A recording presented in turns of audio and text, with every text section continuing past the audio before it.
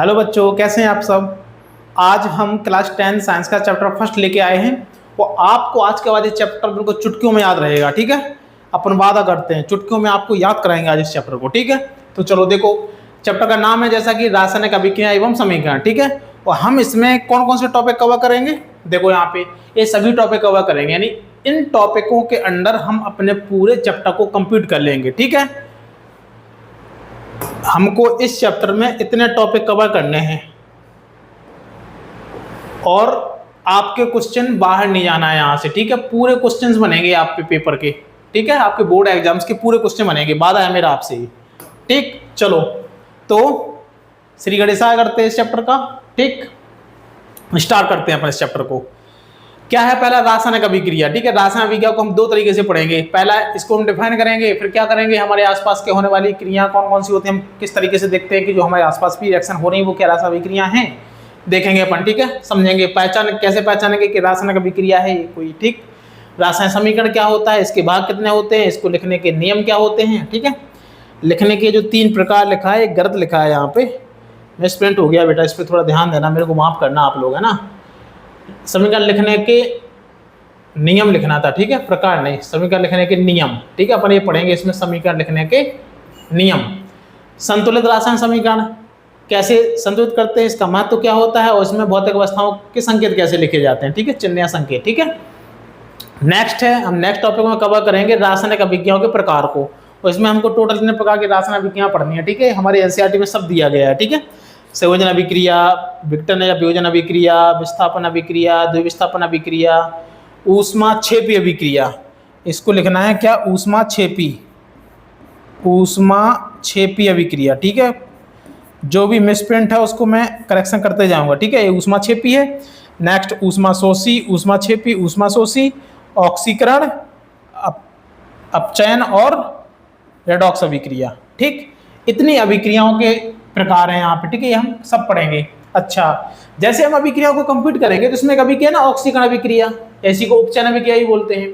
तो हम ऑक्सीकरण अभिक्रिया के प्रभाव देखेंगे, हमारे दैनिक जीवन में इस ऑक्सीकरण अभिक्रिया के क्या क्या प्रभाव हैं। ठीक है, और इसी के साथ हम इस चैप्टर से फिर विदाई ले लेंगे। ओके, और आपको ये चैप्टर बिल्कुल करेक्ट याद हो जाएगा, बिल्कुल तरीके से याद हो जाएगा। ठीक है, आपको दोबारा कभी देखना ही पड़ेगा। ठीक है, तो आपको क्या करना है, अपनी पेन और कॉपी को लेके बैठना है। ठीक है, जहां जरूरत पड़ेगी वहां पे आपको नोट करना है। वैसे आपको नोट तो पूरा टॉपिक, पूरा सिलेबस, पूरा चैप्टर करना है। ठीक है आपको, लेकिन कहीं कहीं जब जैसे मैं समझाऊंगा तो आपको वो थोड़ा नोट करते चलना साथ में। ठीक है, उससे क्या होगा, आप रिलेट कर पाएंगे अपने टॉपिक के साथ। ठीक है, चलो तो बढ़ते हैं अपन। ठीक है बेटा, बढ़े आगे। ओके सर, बढ़िए आगे। ठीक है बेटा, बढ़ते हैं आगे। देखो, पहला क्या है, रासायनिक अभिक्रिया। क्या होती है रासायनिक अभिक्रियाएं, हम अपने चारों ओर देखते हैं, लोहे पे कभी जंग लग जाती है, हम भोजन करते हैं तो भोजन का पाचन हो जाता है। ठीक है ना, हम दूध को रख दें तो दूध का दही बन जाता है, कहीं गैस उत्सर्जित होती है। ठीक है, कहीं लोहे पे जंग लग जाती है, कहीं आग लग जाती है। भोजन का पकाना, हम जो डेली हमारी मम्मी और जो क्या करती हैं, किचन में भोजन को पकाती हैं, वो भी एक प्रकार की क्या है, रासायनिक अभिक्रिया है। तो रासायनिक अभिक्रिया, हमारी मम्मियों भी रासायनिक अभिक्रिया करती हैं। ठीक है, आपको ध्यान रखना है भाई, साइंस सबको आती है ना, नहीं तो आप सोचो कि बस आप ही साइंस पढ़ रहे, बाकी कोई जानता ही नहीं है। सब जानते हैं बेटा, बस केवल आपको समझना था पेपर में लिखने के लिए, आप नहीं जानते थे अभी तक। ठीक है, अभी समझेंगे अपन। तो क्या होती हैं रासायनिक अभिक्रियाएं, ये तो हमारे चारों ओर की रासायनिक अभिक्रियाएं हैं, लेकिन हम उसको डिफाइन कैसे करेंगे, डिफाइन कैसे करेंगे, यानी देखो, ऐसे रासायनिक परिवर्तन जिनमें नए गुण वाले पदार्थ का निर्माण होता है, मतलब रासायनिक परिवर्तन जिसमें नए गुण वाले पदार्थ का निर्माण होता है उसे रासायनिक अभिक्रिया कहते हैं। इसमें एक शब्द है परिवर्तन और नए पदार्थ, नए गुण वाले पदार्थ। परिवर्तन मतलब चेंज। ठीक है, जैसे दूध से दही बन गया, अब दही के गुण दूध जैसे तो नहीं होंगे ना, मतलब जो दही बन गया उसके गुण दूध से अलग होंगे, तो बस ये है नए गुण वाले पदार्थ का मतलब। ठीक है, यानी ऐसे परिवर्तन जिससे नए गुण वाले पदार्थों का निर्माण होता है उसे रासायनिक अभिक्रिया कहते हैं। चलो एग्जाम्पल से समझते हैं, जैसे हाइड्रोजन ने ऑक्सीजन से क्रिया करी। ठीक, हाइड्रोजन ने ऑक्सीजन से क्रिया करी, जैसे ही हाइड्रोजन ने ऑक्सीजन से क्रिया करी तो जल बन जाता है। अब जल के तो गुण अलग ही हैं, जल पानी जो हम पीते हैं। ठीक है, और हाइड्रोजन गैस होती है, ऑक्सीजन गैस होती है, ऑक्सीजन जो हम ब्रीदिंग के टाइम लेते हैं, यानी हम श्वास जो हम श्वसन करते हैं तो हम लेते हैं ऑक्सीजन। ठीक है, सभी सजीव जीव लेते हैं, सभी सजीव क्या करते हैं, ऑक्सीजन को लेते हैं। ठीक है, तो ये गैस है, हाइड्रोजन भी इसी तरीके की गैस होती है और बनता क्या है, जल। तो देखो ये दोनों गैसें हैं और जल क्या है, द्रव है, मतलब दोनों अलग है ना, अभिकारक अलग हैं, उत्पाद अलग हैं। ये सर अभिकारक उत्पाद क्या आप बोल रहे हैं? हाँ, तो अपन को आगे समझना है क्या होते हैं, बस आपको बने रहना है मेरे साथ, ठीक है।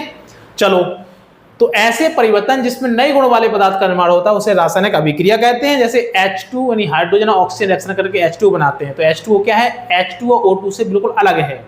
क्यों? क्योंकि ये जल या पानी है, तो इसको हम क्या बोलेंगे कि रासायनिक अभिक्रिया है, ठीक है सर। हमारे आसपास हम देखते हैं रासायनिक अभिक्रियाएं, चाहे वो लोहे पर जंग लगना हो, आग का लगना हो, भोजन का पकना हो, भोजन का पाचन हो या दूध से दही बनना हो, ये सब क्या है, रासायनिक अभिक्रिया हैं। सर पहचानते कैसे हैं? देखो, किसी भी रासायनिक अभिक्रिया को पहचानने के कुछ मापदंड दिए गए हैं जो हम पढ़ते हैं अक्सर, ठीक है। क्या है मापदंड किसी भी रासायनिक अभिक्रिया को पहचानने के मापदंड? देखो, ये गैस का निकलना, कोई रिएक्शन हो रही, गैस निकल रही, हम चूना पत्थर को लाए, हमने गर्म पानी में डाला और चूना पानी बन गया, साथ में बुलबुले बनते हैं, तो बुलबुले में जो गैस निकल रही, मतलब वो क्या, वो रासायनिक अभिक्रिया हो रही है, ठीक है। अवस्था परिवर्तन, हमने पानी की बोतल भरी और फ्रिज में रख दिया, ठीक है, फ्रिज चालू है, सुबह हमने देखा उसमें बर्फ बन गई, यानी द्रव से कहाँ हो गया, ठोस हो गया। पानी द्रव था, बर्फ बन गई, ठोस हो गया, मतलब क्या है, अवस्था परिवर्तन हो गया। अवक्षेप का बनना हो गया, मतलब झाग बन जाता है किसी रिएक्शन में, ठीक है। जैसे जब हम BaCl2 पे Na2SO4 की क्रिया कराते हैं तो BaSO4 नाम का एक झाग बन जाता है, ठीक है, प्रेसिपिटेट बोलते हैं उसको, ठीक है, पढ़ेंगे हम। रंग परिवर्तन हो जाना, कई बार रंग परिवर्तन होता है किसी भी रासायनिक अभिक्रिया में। जैसे हम अम्लों को क्या करें, हम नीले लिटमस पेपर को लाल कर देते हैं, अम्ल क्या करते हैं, अम्ल नीले लिटमस पेपर को लाल कर देते हैं, मतलब क्या, वहाँ पे रिएक्शन कर लेते हैं, पढ़ेंगे अपन नेक्स्ट चैप्टर में, ठीक है। मतलब रंग का परिवर्तन हो जाना क्या है, रासायनिक अभिक्रिया है। नेक्स्ट है तापमान में परिवर्तन, वही बात फिर से, चूना पत्थर को मैंने पानी में डाला, पहले बाल्टी ठीक थी, चूना पत्थर जैसे में बुझा तो देखते हैं उसमें कि बाल्टी गर्म हो गई, मतलब टेम्परेचर क्या हो गया, राइज हो गया, टेम्परेचर बढ़ गया, तो ये क्या है, ताप में परिवर्तन है, मतलब रासायनिक अभिक्रिया है, तो इसकी पहचान होती है। गैस का निकलना, गैस का निकलना, अवस्था परिवर्तन, अवक्षेप का बनना, रंग परिवर्तन, ताप में परिवर्तन, ये सब क्या है, रासायनिक अभिक्रिया की पहचान है।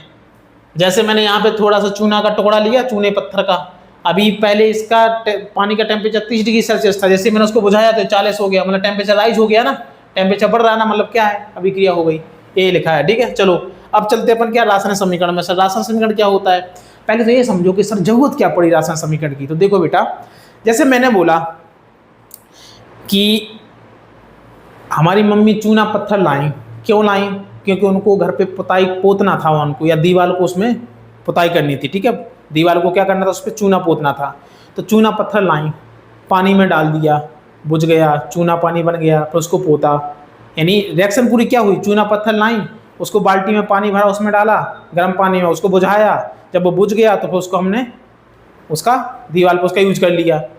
तो मैंने बोला कि चूना पत्थर ले आए दुकान से और उसको पानी में बुझा दिया, तो क्या ये कुछ लंबी नहीं लग रही है रिएक्शन, हम बोलते हैं ऐसे कुछ। तो क्या होता है, कोई भी रासायनिक अभिक्रिया, रासायनिक चेंज जो होता है, उसमें जो रिएक्शन में जो भाग ले रहा है, जो बन रहा है, उनको उनके संकेतों के रूप में लिखने से जो हम समीकरण बनाते हैं उसको बोलते हैं रासायनिक समीकरण। कैसे, ऐसा समझ में नहीं आया, देखो यहाँ पे समझते हैं हम, इसको समझते हैं हम, ठीक है। इसको थोड़ा पहले हम हटा लें, जगह चाहिए अपन को। देखो रासायनिक समीकरण की जरूरत क्यों पड़ती है, जैसे मैंने यहां पे लिखा, मैग्नीशियम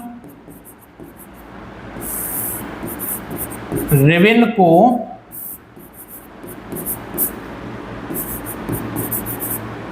वायु की उपस्थिति में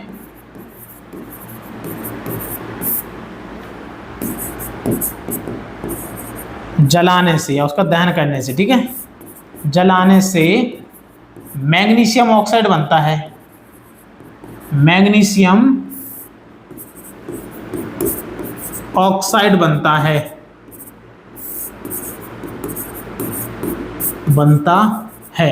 अब देखो, अपन ने मैग्नीशियम रेवेन को जलाया, किसको जलाया, मैग्नीशियम रेवेन को, वायु की उपस्थिति में जलाया, तो मैग्नीशियम ऑक्साइड बन गया। अभी देखो सेंटेंस में बड़ा लग रहा है, तो क्या करते हैं, जब कोई रासायनिक अभिक्रिया हो रही तो उसमें जो भाग ले रहा है और जो बन रहा है उनको उनके संकेतों के रूप में लिख देते हैं। क्या कर देते हैं, देखो यहाँ पे मैग्नीशियम रेवेन है तो हम इसको लिखते हैं केवल क्या, मैग्नीशियम, इसको क्या लिखते हैं, केवल मैग्नीशियम, ठीक है सर। ऑक्सीजन के साथ गर्म कर रहा है ना उसको, मतलब ऑक्सीजन की उपस्थिति में जलता है, तो हम इसको लिख दिया मैंने हिंदी में क्या, ऑक्सीजन।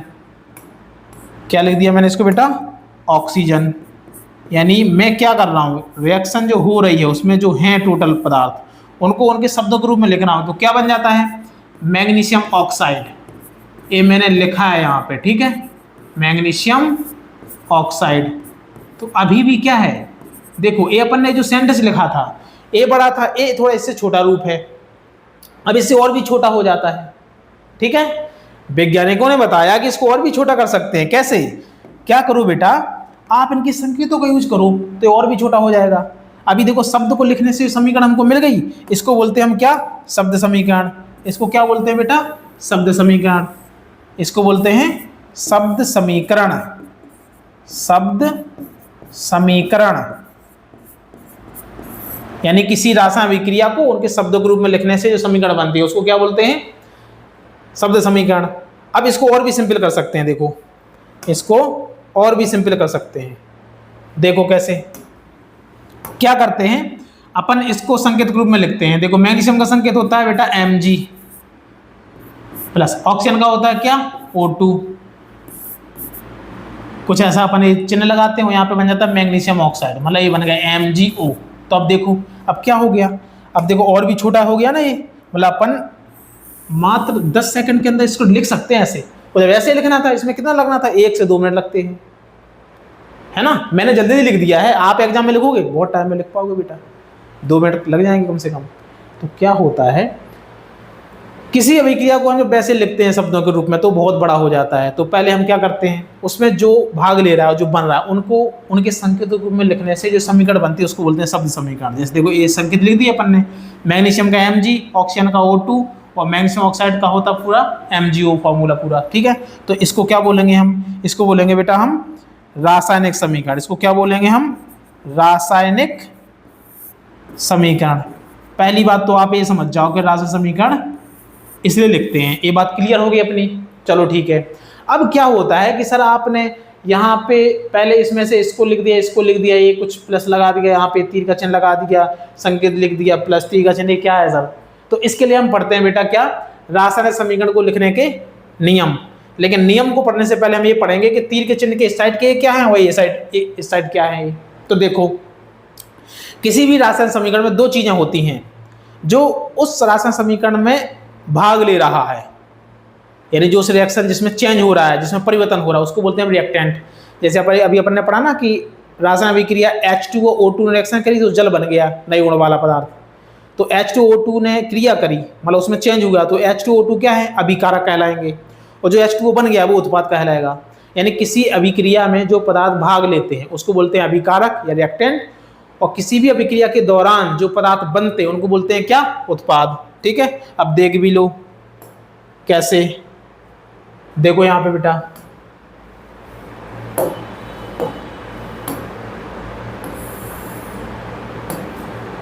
देखिए अपनी स्लाइड पे स्पष्ट दिख रहा है। देखो ये तो अपना कंप्लीट हो गया। रासायनिक अभिक्रिया में, नहीं यहाँ पे अभिक्रिया लिखना है, रासायनिक अभिक्रिया में, रासायनिक अभिक्रिया ना, यहाँ पे अभिक्रिया जोड़ लेना बीच में। रासायनिक अभिक्रिया में भाग लेने वाले अभिकारक एवं उत्पाद को उनके संकेतों के रूप में लिखने से जो समीकरण बनता है उसे रासायनिक समीकरण कहते हैं। ठीक है सर, हम समझ गए।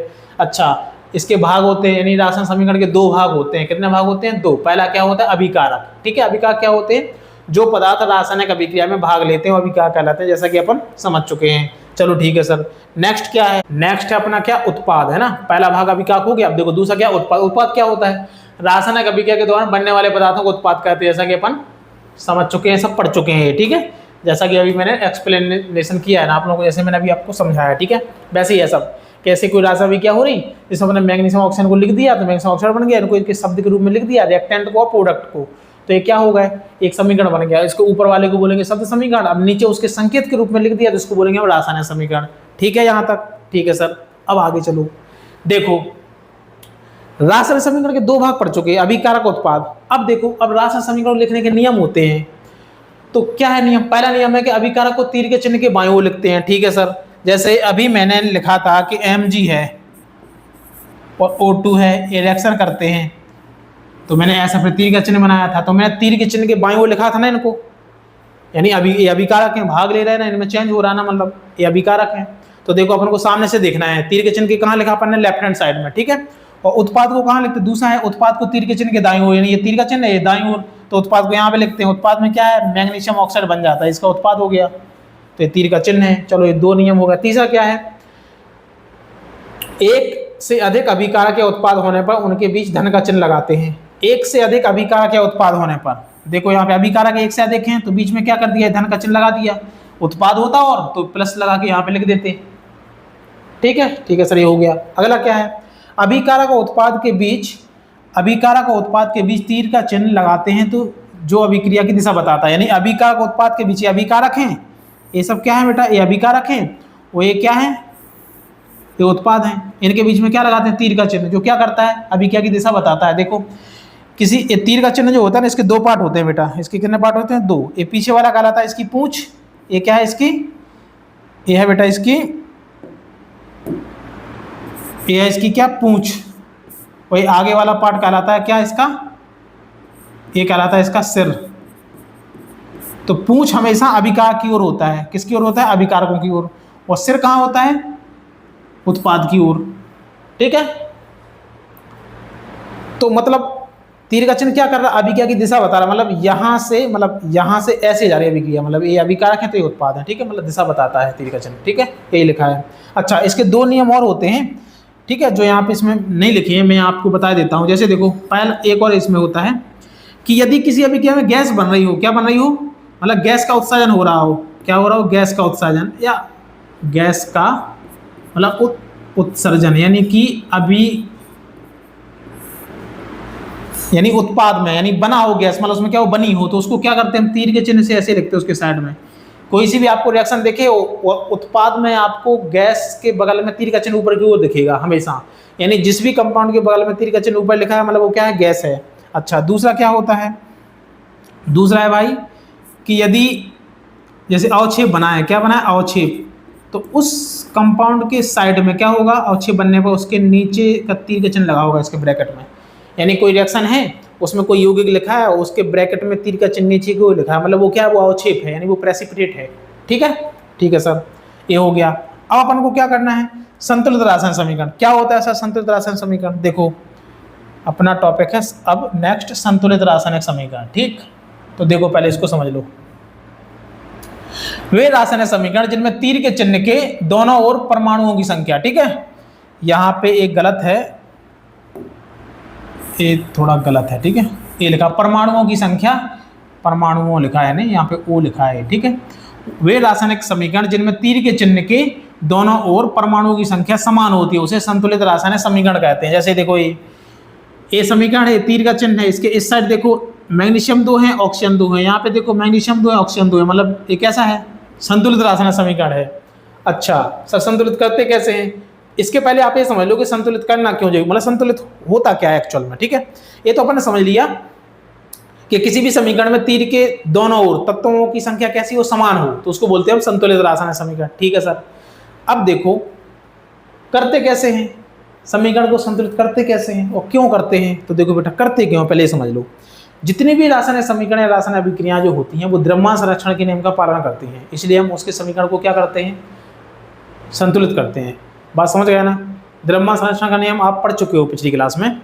द्रव्यमान को ना तो उत्पन्न किया जा सकता है और ना ही नष्ट किया जा सकता है, उसे केवल एक रूप से दूसरे रूप में परिवर्तित किया जा सकता है, ये होता है नियम। तो सभी रासायनिक अभिक्रियाएं क्या करती हैं, द्रव्यमान संरक्षण के नियम का पालन करती हैं, इसलिए उनके समीकरण को क्या करते हैं हम, संतुलित करना आवश्यक हो जाता है, ठीक है। एक कारण है इसका, ठीक। अब देखो रासायनिक समीकरण को संतुलित कैसे करते हैं, अपन को विधि देखना है कैसे करते हैं। चलो कैसे करते हैं, देखो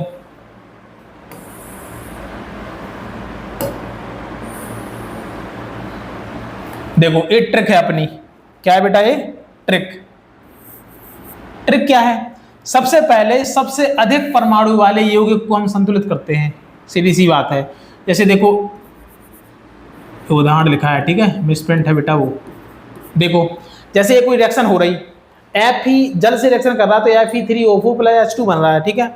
अभी ये संतुलित नहीं है, देखो तुम Fe यहाँ पे 1 है, यहाँ पे Fe कितने हैं, देखो 3 है, यहाँ पे ऑक्सीजन 1 है, ऑक्सीजन यहाँ पे देखो कितने हैं, 4 हैं, तो मतलब ये संतुलित नहीं है समीकरण। इसको संतुलित कैसे करते हैं, देखो ट्रिक क्या है अपनी, फिर से इसको पढ़ो। सबसे पहले सबसे अधिक परमाणु वाले यौगिक को, इसमें देखो एक यौगिक ए है, वो एक ए है ना, ए अणु है, ए बी है, ठीक है। इन सब में देखो सबसे ज्यादा परमाणु वाला यौगिक कौन लग रहा है अपन को, यही तो दिख रहा है। Fe के 3 है, ऑक्सीजन के 4 हैं। इसमें देखो, इसमें तो H2 के 2 है, ऑक्सीजन 1 है, तो ये तो इससे छोटा है ना। तो हम क्या करते हैं, चाहे वो रिएक्टेंट के साइड हो चाहे उत्पाद के साइड हो, आपको उस समीकरण में जो यौगिक सबसे ज्यादा परमाणु वाला दिखेगा पहले हम उसी से करते हैं स्टार्ट, ठीक है। तो देखो मेरे को सबसे ज्यादा परमाणु वाला यौगिक ए दिख रहा है, तो मैंने क्या किया, Fe के 3 परमाणु है, ऑक्सीजन के 4 परमाणु, लिख लिया इसको, ठीक है। अब देखो इसको संतुलित कैसे करेंगे। Fe के 3 है तो इस साइड देखो Fe ए लिखा है, तो मैंने इसके साइड क्या कर दिया, 3 लिख दिया, ठीक है सर, ये हो गया। ऑक्सीजन कितना था अपना, 4 है ना यहाँ पे, तो मैंने जिस कंपाउंड में इसमें ऑक्सीजन उसके सामने भी 4 लिख दिया, ऑक्सीजन 4 है ना, तो मैंने इसके सामने क्या कर, जहाँ जिस कंपाउंड में ऑक्सीजन है उसके सामने 4 लिख दिया, ठीक है सर। लेकिन जैसे मैंने इसके पास 4 लिखा तो Fe भी 3 हो गए और ऑक्सीजन भी कितने हो गए, 4 हो गए। लेकिन ऑक्सीजन को बैलेंस करने के चक्कर में जो हाइड्रोजन लिखा है, हाइड्रोजन के कितने हो गए, 4 2 8, यानी मैंने 4 आगे लगाया और ऐसा H2 लिखा था, तो ये कितने हो गए, 4 × 2 = 8, मतलब हाइड्रोजन के एटम कितने हो गए, 8 हो गए बेटा। लेकिन यहाँ पे हाइड्रोजन कितने हैं, 2 है। तो अब क्या करें, जैसे ही मैंने यहाँ पे हाइड्रोजन के सामने जैसे 4 लगाया था, तो यहाँ पे भी तुम 4 ही लगा दो हाइड्रोजन के साथ, देखो ये लगा दिया मैंने 4, तो हाइड्रोजन भी कितने होगा, 8 हो गए। तो अब देखो मतलब मैंने अपनी इस विधि से Fe को और ऑक्सीजन को बैलेंस किया था, Fe को और ऑक्सीजन को बैलेंस किया था, लेकिन हाइड्रोजन क्या हो गया था, इनबैलेंस हो गया। तो फिर मेरा मकसद क्या हो जाता है, हाइड्रोजन को भी बैलेंस करना है, तो मैंने फिर हाइड्रोजन को कर दिया 4 लगा के बैलेंस, ठीक है। तो इस तरीके से हम बैलेंस करते हैं, ठीक है बेटा, इस तरीके से करते हैं बैलेंस। बात समझ में आ रही है ना। तो इस प्रकार से हो जाता है समीकरण संतुलित, ठीक है। कैसे करते हैं, यानी किसी भी रासायनिक समीकरण को संतुलित करने के लिए सबसे पहले हम क्या अपनाते हैं, इस विधि को हम बोलते हैं हिट एंड ट्रायल विधि। हिट एंड ट्रायल, हिट का मतलब पहले उस समीकरण को देखो कि सबसे ज्यादा यौगिक या परमाणु वाला यौगिक कौन सा है, देखने का मतलब उसको हिट करो, हिट मतलब उसको देखना, ठीक है। यहाँ पे हिट के मीन्स सेंस ये निकल रहा है, उसको हम देखो पहले कि भाई इसमें सबसे ज्यादा परमाणु वाला यौगिक ए है, अब उसको ट्रायल में ले जाओ। तो मैंने पहले क्या किया, इसको ऐसे देखा, ठीक है, मैंने देख लिया, ट्रायल किया, Fe 3 है, ऑक्सीजन 4 है, आगे उसका ट्रायल में ऐसे कर दिया, जमा दिया, वो ऑक्सीजन 4 लिख दिया, ऑक्सीजन के सामने इस योग में है, Fe के सामने 3 लिख दिया। फिर मैंने देखा कि हाइड्रोजन बैलेंस हो गया, तो फिर मैंने हाइड्रोजन को बैलेंस करने के लिए यहाँ पे 4 लिख दिया, तो देखो हाइड्रोजन भी बैलेंस हो गया। तो इस प्रकार से इस विधि को क्या बोलते हैं, इसको बोलते हैं हिट एंड ट्रायल विधि। क्या बोलते हैं इसको बेटा, हिट एंड ट्रायल विधि, हिट एंड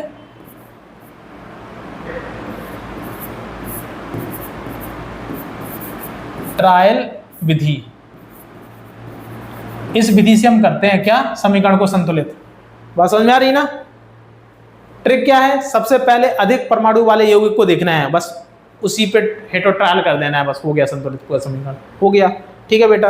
अब आगे बढ़ते हैं, नेक्स्ट टॉपिक क्या है अपना, कुछ नहीं है सर, अरे कैसे नहीं है बेटा, है देखो ये वही है कि क्यों करते हैं हम। अच्छा, किसी भी रासायनिक समीकरण में भौतिक अवस्था को कैसे मतलब क्यों लिखते हैं, अच्छा क्यों लिखते हैं, पहले चलो ये निकल आया तो इसी का जवाब देता हूँ बेटा। क्या करते हैं बेटा, हमने समीकरण में अभिकार को लिख लिया, उत्पाद को लिख लिया, अब उसको थोड़ा सा और इंफॉर्मेटिव बनाओ, यानी उसको और जानकारी वाला बनाओ कि एक गैस है, कि ठोस ने रिएक्शन करी है, कि द्रव ने रिएक्शन करी है, कि भाप ने रिएक्शन करी है, ठीक है। तो उसके लिए हम क्या करते हैं, उसकी भौतिक अवस्था को लिखते हैं। अब देखो यदि कोई रिएक्टेंट में हमने ठोस लिया तो उसके लिए हम एस लिखेंगे, या बना है जो उत्पाद में ठोस, तो उसके लिए हम क्या लिखेंगे, एस लिखेंगे। द्रव के लिए हम स्मॉल एल लिखेंगे, गैस के लिए हम स्मॉल जी लिखेंगे, और जलीय अवस्था के लिए हम क्या लिखेंगे, एक्वस। जलीय मतलब कोई ऐसा कंपाउंड है जो जल में घुला हुआ है, रिएक्शन कर रहा है, तो उसको हम क्या लिखेंगे, एक्वस या जलीय, यानी जल में घुला हुआ, ठीक है। वाटर सॉल्यूशन को बोलते हैं जलीय, ठीक है, उसके लिए हम एक्वस लिखेंगे। लेकिन यहाँ पे मैंने एक चीज और मेंशन कर दी है कि मैंने लिख दिया जैसे कोई द्रव है, यानी कोई जल है, कोई क्या है बेटा, जल है, यानी H2O है। अब तुमने रिएक्शन में देखा होगा, अगर देखने को मिलेगा, तुम देखो इसके नीचे से जी लिखा है, तो सर जल तो होता है द्रव, जी क्यों लिखा है, तो देखो बेटा कहीं कहीं पे H2O किसी रिएक्शन में भाप की अवस्था में रिएक्शन करता है। किसकी अवस्था में, भाप, यानी कि वेपर के फॉर्म में रिएक्शन करता है। तो जब भी तुमको कोई द्रव वाष्प रूप में रिएक्शन करे तो उसकी भौतिक अवस्था को हम क्या लिखेंगे, जी लिखेंगे, ठीक है। इसलिए यहाँ पे क्या लिखा, जी लिखा, होता है H2O द्रव है, लेकिन किसी रिएक्शन में वो भाप के रूप में रिएक्शन कर रहा हो तो वहां पे उसकी भौतिक अवस्था को जी लिखेंगे। तो जी हमको क्या बता रहा है, जी बता रहा है भाई कि सर उस पर्टिकुलर रिएक्शन में H2O ने रिएक्शन तो करी है, लेकिन वो पानी के फॉर्म में नहीं था, वो था भाप के फॉर्म में, भाप के रूप में था वो, इसलिए उसके नीचे जी लिखा है। ठीक है, तो इस प्रकार से हम रासायनिक समीकरण में भौतिक अवस्थाओं को लिखते हैं। चलो सर ये भी हो गया, आगे चलते हैं। फील आ रहा होगा। देखो अब नेक्स्ट टॉपिक है रासायनिक अभिक्रियाओं के प्रकार। पहला क्या है? संयोजन अभिक्रिया। संयोजन जैसे कि मैंने बताया आपको, मैं फिर से बताता हूँ। संयोजन से लग रहा है कि जैसे कोई चीज़ जुड़ रही हो। ठीक है, साइंस का मतलब है शब्दों का जादू। शब्दों का जादू समझ गया ना बेटा? शब्दों को आपने पकड़ लिया ना, बस सिंपल है, कुछ नहीं करना। 60% तो आपको शब्द ही बता देंगे कि भाई हम ये हैं। अब तुम थोड़ा सा ही पढ़ के बैठे हो ना, तो उसको लिख के आ जाओगे एग्जाम में 100%। ठीक है, संयोजन का मीन्स क्या है? मतलब कोई जुड़ रहा हो। तो देखो क्या होता है, वह अभिक्रिया इसमें दो या दो से अधिक अभिकारक मिलकर एकल उत्पाद बनाते हैं। एकल मतलब एक उत्पाद बनाते हैं, दो या दो से अधिक अभिकारक। जैसे देखो, एक है कार्बन, एक है O2 का अणु, तो दो अभिकारक हैं, दोनों मिलकर CO2 का एक अणु बना रहा है। तो मतलब ये क्या है? संयोजन अभिक्रिया है। ठीक है, जैसे कोयला का मतलब कोयला का ऑक्सीजन से क्रिया किया, कार्बन डाइऑक्साइड ऐसे बन गया। ठीक है, ये इसका फॉर्म है, इस तरीके से बन गया ये। ठीक है, मतलब अपन ने कार्बन को क्या कर दिया? जला दिया है, इसको बोलते हैं कोयले का दहन। ठीक है, ये है ना, ये आग निकल रही है, मतलब अपन ने कोयले को क्या कर दिया बेटा? जला दिया है, ये जल रहा है ना रेड फॉर्म में। नेक्स्ट कौन सा देखो, नेक्स्ट है विघटन अभिक्रिया। वह इस जस्ट इसका उल्टा है। विघटन मतलब टूट रहा हो, जैसे कोई एकल अभिकारक और टूट रहे हो, तो टूटने से क्या होता है? कोई एक चीज टूट रही तो उससे दो तीन चीजें बन जाएंगी ना, टूटने वाला वही है ना, एक से ज्यादा चीजें बन रही हो, तो सीधा तो बात है। विघटन अभिक्रिया, वियोजन अभिक्रिया वह अभिक्रिया जिसमें एकल अभिकारक टूटकर दो या दो से अधिक उत्पाद बनाते हैं, उसको क्या बोलते हैं हम? वियोजन अभिक्रिया। जैसे देखो CaCO3 है, वही गर्म पानी में इसको डालते हैं, चूना पत्थर है, इसको गलाते हैं तो CaO बनता है और CO2 बनता है। CO2 वही है बेटा जो पानी में बुलबुले छोड़ती है। ठीक है, जैसे चूना पत्थर अपन लाए, अपन ने बाल्टी में डाला, जैसे बाल्टी है, तो क्या होता है इसमें? ये CO2 निकलती है ना। ये पानी भरा था इसमें, अपन ने इसको बुझाया तो CO2 ऐसे निकलती है। मतलब ये क्या हो गया? ये विघटन हो गया। यानी CaCO3 देखो एक था, और एक से देखो दो बन गए, एक CaO और एक CO2। तो वह अभिक्रिया जिसमें एकल अभिकारक टूटकर दो या दो से अधिक अभिकारक बनाना है, उसको क्या बोलते हैं? विघटन अभिक्रिया, वियोजन अभिक्रिया। ठीक है सर, समझ में आ रहा? दिख रहा है ना बेटा आपको? यहाँ दिख रहा है, बराबर दिख रहा है। चलो नेक्स्ट क्या है हमारा? विस्थापन अभिक्रिया। विस्थापन से भी समझ में आ रहा हो, स्थान का कुछ मतलब है, विस्थापित कर दिया हो, इसे स्थान से हटा दिया हो किसी को, है ना। विस्थापन क्या है? मतलब इसमें स्थान चेंज होता है, ये तो समझ आ रहा है। अब देखो थोड़ा पढ़ लो इसको। वह अभिक्रिया जिसमें अधिक क्रियाशील तत्व कम क्रियाशील तत्व को उसके यौगिक से विस्थापित कर देता है, उसे विस्थापन अभिक्रिया बोलते हैं। ठीक है ना।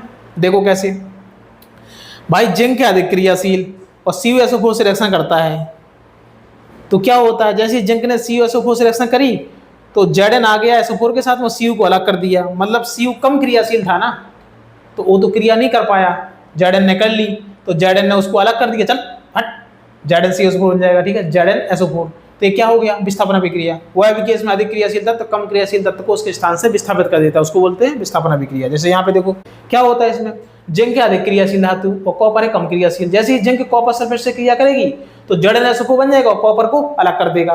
कैसे? देखो, एक कॉपर सल्फेट का विलयन है, ये जिंक है, यानी जिंक की रॉड को अपन ने क्या कर दिया? कॉपर सल्फेट के विलयन में डाला।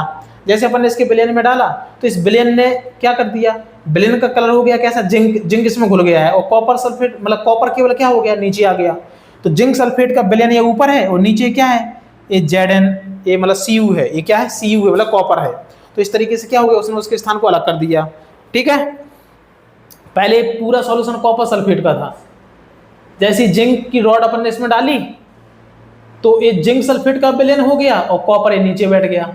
मतलब उसने क्या कर दिया? उस विलयन में से कॉपर नीचे बैठ गया, नहीं अलग हो गया है। यही तो हो गया यहाँ पे। देखो विलयन में तो क्या आ गया? Zn आ गया, मतलब Zn SO4 का विलयन हो गया और कॉपर को अलग कर दिया है। तो इस प्रकार से इसमें क्या होता है? विस्थापन अभिक्रिया में अधिक क्रियाशील तत्व कम क्रियाशील तत्व को उसके स्थान से हटा देता है, इसको बोलते हैं विस्थापन अभिक्रिया। नेक्स्ट क्या है? देखो द्विविस्थापन अभिक्रिया। द्विविस्थापन इंपोर्टेंट है बेटा, द्विविस्थापन इंपोर्टेंट भी है और मेरे को इसको समझाना भी है, क्योंकि आपको सीधे समझ में नहीं आएगी। देखो द्विविस्थापन लिखा है ना, ये क्या लिखा है बेटा? द्विविस्थापन, ये निस्थापन नहीं, इसको बोलते हैं विस्थापन।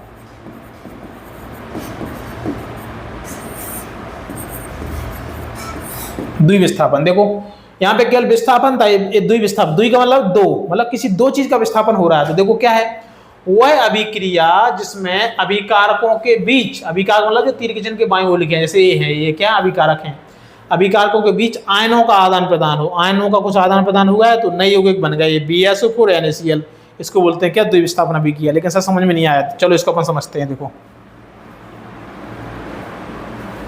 देखो हुआ क्या है, उसमें BaCl2 है, वो रिएक्शन कर रहा है किसके साथ, सोडियम सल्फेट के साथ। तो यहां पे क्या बन गया, दो चीजें बन गई। देखो पहले इसी यहीं पे समझो इसको, देखो दो आयन है इसमें, Ba+2 आयन और Cl- आयन। इसको देखो, इसमें भी दो आयन है, Na+ आयन और SO4- 2 आयन। अभिकारकों के बीच आयनों का आदान प्रदान, ठीक है। अब देखो A इसका प्लस है, A इसका माइनस है, और A इसका प्लस है और A इसका माइनस है, ठीक है। अब क्या होता है, इस वाले का प्लस जो है ये इस वाले माइनस के साथ जाता है, जैसे ही इसके साथ जाएगा तो देखो BaSO4 बन जाता है। तो यहाँ पे क्या बन जाता है, BaSO4, ठीक है सर। ये अवक्षेप होता है, इसलिए यहाँ पे इसके ब्रैकेट में क्या लिखा है, नीचे तीर का चिन्ह। मैंने बताया था किसी भी कंपाउंड के ब्रैकेट में आपको नीचे की ओर तीर का चिन्ह मिले तो मतलब वो क्या है, अवक्षेप है, प्रेसिपिटेट है वो, ठीक है। चलो ये हो गया। नेक्स्ट देखो, इस वाले यौगिक का जो प्लस आयन है, ये प्लस वाला यौगिक है, ठीक है, जो प्लस आयन है, ये क्या कहाँ जाता है, इस वाले माइनस आयन के साथ जाता है, मतलब आयनों का आदान प्रदान हो रहा है। तो देखो क्या होता है, NaCl बन जाता है। तो यहाँ पे क्या बन जाता है बेटा, ये NaCl। बैलेंस कर लो, 2 Cl है 2 Na है, तो यहाँ पे सामने 2 लगा दो, बस हो गया, ठीक है। ध्यान रखना थोड़ा सा, है ना।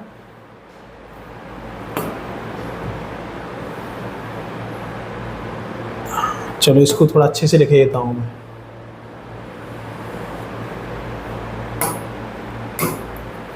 देखो मतलब Na कहाँ गया, Cl के पास, तो क्या बन गया ये, NaCl। बैलेंस कर लो, 2 है ये, है ना, तो सामने कुछ नहीं करना है, 2 लगा देना है। लो यहाँ पे ऐसे मैंने 2 लगा दिया, बैलेंस हो गया, ठीक है। तो इस प्रकार से क्या हो गया, यानी वह अभिक्रिया इसमें अभिकारकों के बीच, ये क्या है, ये अभिकारक है, अभिकारकों के बीच क्या हुआ, आयनों का आदान प्रदान।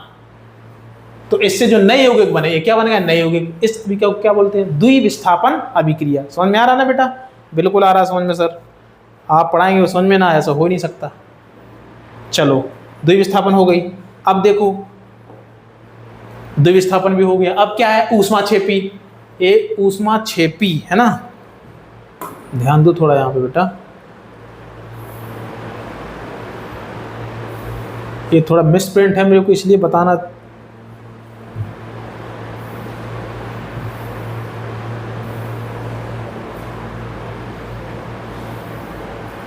चलो देखो अपन इस वाले पेज पे हैं यहाँ पे, ठीक है, आपको नोट करते चलना है आराम से। देखो अब ऊष्माक्षेपी, ऊष्माशोषी लिखा है ना, ये गलत लिखा है यहाँ पे, ऊष्माक्षेपी रिएक्शन है। कौन सी रिएक्शन है ये, ऊष्माक्षेपी। चलो ऊष्माक्षेपी। अब देखो इसमें समझ में, ऊष्मा मतलब क्षेपी मतलब निकलना, आउट होना, ठीक है। यानी वह अभिक्रिया जिसमें उत्पाद के निर्माण के साथ साथ ऊष्मा भी उत्पन्न होती है, ये शब्द इसमें इंपोर्टेंट, ऊष्मा भी उत्पन्न होती है, उसको बोलते हैं क्या, ऊष्माक्षेपी अभिक्रिया। जैसे प्राकृतिक गैस का दहन, प्राकृतिक गैस मतलब मीथेन का दहन। जैसे देखो मीथेन को अपन ने जलाया तो क्या हो गया, कार्बन डाइऑक्साइड बना, जल बना, और साथ में क्या है, ऊष्मा या प्रकाश, मतलब ऊष्मा निकली, ऊर्जा निकली है, ठीक है, मतलब उत्सर्जन हुआ इसका, तो इसको क्या बोलेंगे, ऊष्माक्षेपी अभिक्रिया। नेक्स्ट क्या है, ऊष्माशोषी।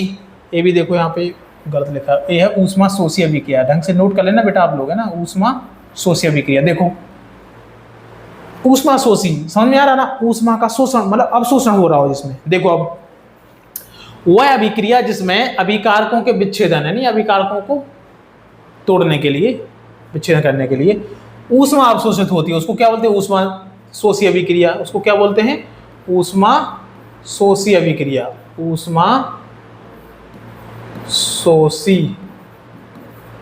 अभिक्रिया, ठीक। अब यहाँ पे देखो, ये यहाँ पे भी आप लोग देख लें, ऊष्माक्षेपी है यहाँ पे, ठीक है, क्या है, ऊष्माक्षेपी। देखो अब ऊष्माशोष, जैसे देखो मैं ये समझा रहा था कैसे ऊष्माशोषी है। देखो अपन ने क्या किया, अपनी मम्मी दुकान पे गई, चूना पत्थर लाएं, क्यों? क्योंकि उनको पोतना था दीवार में, ठीक है। तो क्या करते हैं, वो चूना को दुकान से लाती हैं, ठीक है। कैसे लाती हैं, देखो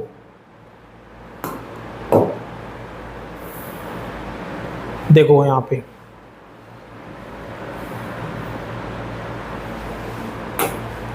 देखो, ये है क्या, ये है क्या, CaCO3, ये होता है चूना पत्थर, ठीक है। इसको दुकान से लाते हैं तो क्या करते हैं, ऊष्मा यानी गर्म पानी के साथ इसको क्या करते हैं, गलाते हैं इसको, ठीक है। ऊष्मा देते हैं इसको, तो ये क्या करता है, CaO बनाता है और प्लस CO2 बनाता है। यानी इस अभिक्रिया को करने के लिए हमको क्या करना पड़ा, ऊष्मा देनी पड़ी, क्योंकि सॉलिड था, इसको गलाना था, ठीक है। इसको क्या करना था बेटा, इसको गलाना था, इसको गलाना था।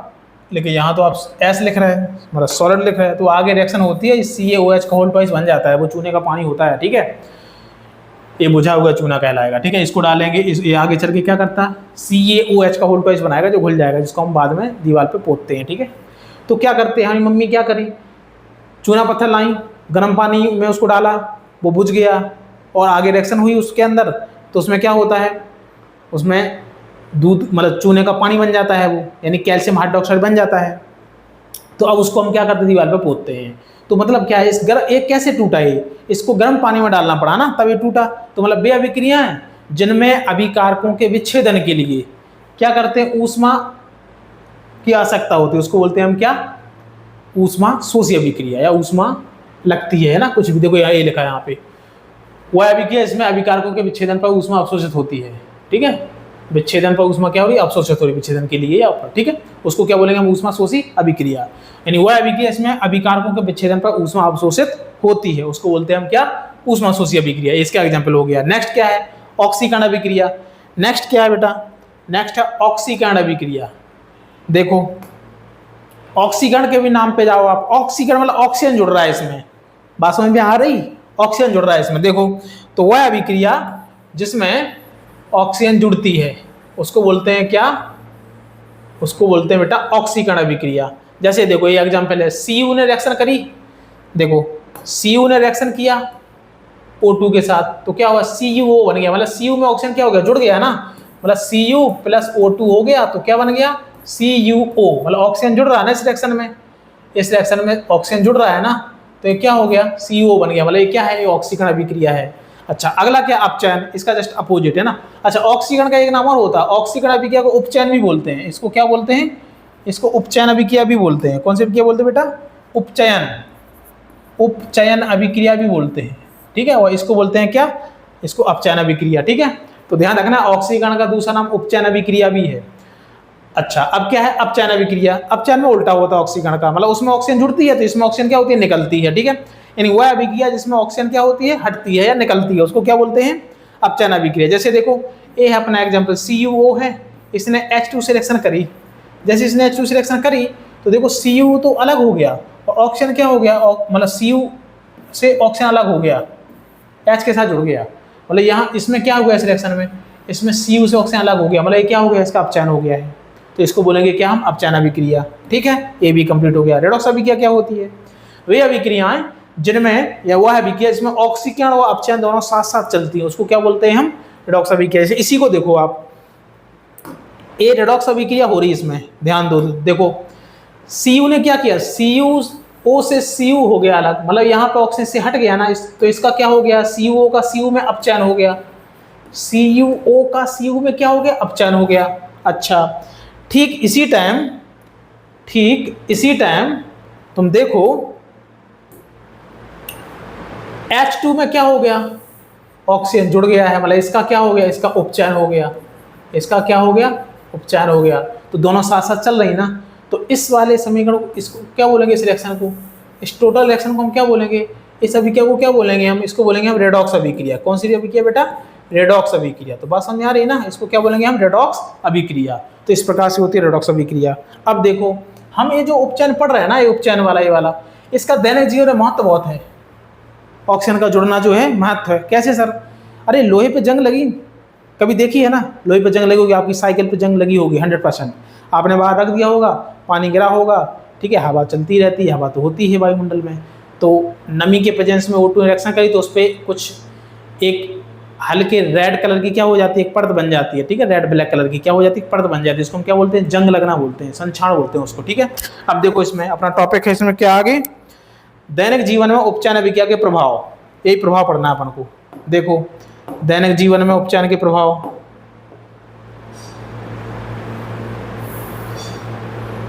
देखिए दो प्रभाव है, पहला क्या है, संक्षारण, पहला क्या है, संक्षारण, और दूसरा क्या है, विकृत गंधिता। मिसप्रिंट था, मैंने इसको ऐसा लिख दिया, ऐसे ही लिखना है, विकृत गंधिता, ठीक है। और पहला संक्षारण।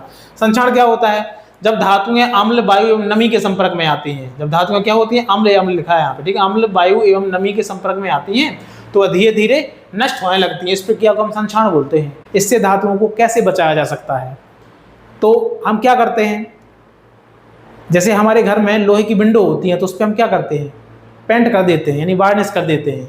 तो संक्षारण से बचने का एक उपाय क्या होता है, पेंट करके या वार्निश करके, ठीक है, इससे बचाया जा सकता है, ठीक है, संक्षारण हो गया सर। सेकंड क्या है, विकृत गंधिता। विकृत गंधिता क्या होता है, देखो बेटा विकृत गंधिता क्या होता है, क्या होता है, जो वसायुक्त या तेलीय पदार्थ वाली खाद्य सामग्रियां होती हैं उनको हम वायु में लंबे समय तक रख देते हैं तो उनका स्वाद क्या हो जाता है, विकृत हो जाता है, उसकी गंध भी क्या हो जाती है, अरे भोजन सड़ जाता है ना। हम पके हुए भोजन को 2 दिन तक रखे रहे तो उसमें क्या हो जाता है, उसमें गंध आने लगती है, उसका स्वाद भी खराब हो जाता है, उसको क्या बोलते हैं, विकृत गंधिता। भोजन जो हम रखते हैं वो सड़ जाता है तो उसको क्या बोलते हैं, विकृत गंधिता। तो वसायुक्त या तेलीय पदार्थ सामग्रियों को वायु में लंबे समय तक खुला रखने से उनकी जो गंध और स्वाद होती है वो विकृत हो जाती है, इसको हम विकृत गंधिता कहते हैं। इस तरीके से इसको याद रखेंगे, ठीक है। इससे कैसे बचाया जा सकता है, दुकान पे कुरकुरे तो खाए होंगे आपने, दुकान से अपन पैकेट लाते हैं कुरकुरे की, तो अपन जब उस पैकेट को खोलते हैं तो पहले तो पैकेट फूला हुआ होता है, उसको खोलते हैं तो फिर पुचक जाता है, क्यों, क्योंकि उसमें एक कम क्रियाशील गैस नाइट्रोजन भरी होती है जिससे कि वो खराब ना हो जाए। बात समझ में आ रही ना। तो विकृत गंधिता कैसे बचाया जा सकता है, अपने वसायुक्त तेलीय पदार्थों को हम बहुत ही कम क्रियाशील गैस नाइट्रोजन के साथ रख देते हैं मिला के, ठीक है, तो वो क्या होता है, विकृत गंधिता उसमें नहीं हो पाती है। इस तरीके से हमारा चैप्टर कंप्लीट हो गया। 100% आपको इसमें से क्वेश्चन मिलेंगे एग्जाम में, ठीक है, 5 से 7 नंबर का आता है इस चैप्टर से, ठीक है, बोर्ड एग्जाम में, तो आपको बहुत ध्यान से पढ़ना है, ठीक है। और मैं इसी आशा के साथ इस चैप्टर से और इस लेक्चर से विदाई लेता हूं बेटा कि आपको इस चैप्टर बहुत तरीके से याद हो गया होगा, ठीक है। आपको क्या करना है, आपको इस चैप्टर को नोट करते जाना है। जो नोट्स डले हैं ना मेरे हैंड राइटिंग के, है ना, मतलब मेरे रिटन हैं, हाथ से रिटन वाले नोट्स हैं ये, ठीक है।